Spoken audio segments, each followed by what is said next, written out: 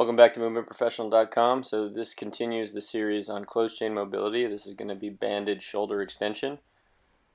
Shoulder extension is pretty important and it often gets neglected.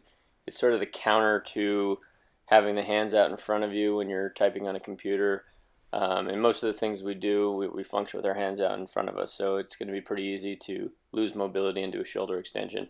So you can see the posture I'm in there. It's basically the hands behind, and the goal is to try to bring the hands up more in line with the shoulders, but behind the back.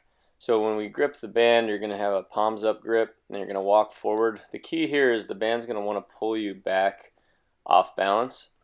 So you're going to have to find a position where you're not leaning forward too much, but you're not leaning back so much that you get pulled off balance. So it'll be a slight forward lean, but the goal then is to try to drive the heels down, squeeze the glutes, find the abs, and then over time walk yourself more and more forward to try to build the stability of it. To take the stretch away, you're going to hinge, and that'll bring the arms to the side, and then you come right back up and then add the shoulder extension. So your hands are fixed by the band, so the work is going to be contracting the triceps, the shoulder retractors, and then so you don't overextend the lumbar spine, you're going to want to stay stable in the midline, drop the ribs, squeeze the glutes, drive the heels down.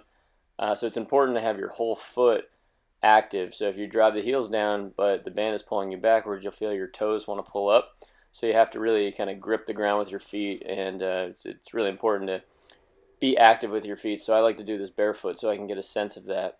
All right, because one of the things that you see right away with somebody who's new to this exercise is that it's hard to find stability because the band's pulling them off balance. All right, and then it just becomes coming in and out of it and trying to progress over time.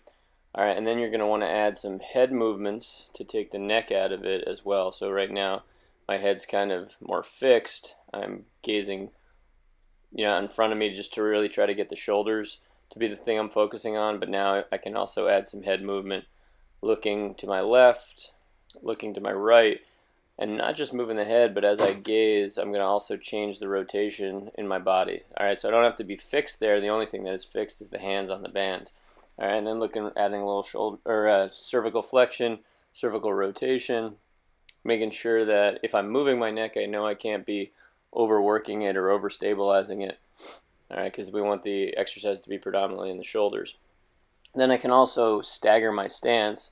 So if my left foot is back, that gives me a little bit of a hip extension bias, and it can maybe bias the left anterior chain of my body as I'm getting a stretch through there. It also can change the demands of stability, so it might be a little easier to actually stabilize with one foot forward and one foot back, but then it'll be interesting to see on each individual's body how that changes the stretch.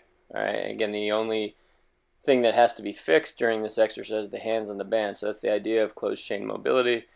You fix the hands and then you move your body around it so that you can explore these different angles that often don't get stretched. All right, so this is a closed chain mobility banded shoulder extension. If you have any questions, go to movementprofessional.com. I'd be happy to answer them. I'll see you next time.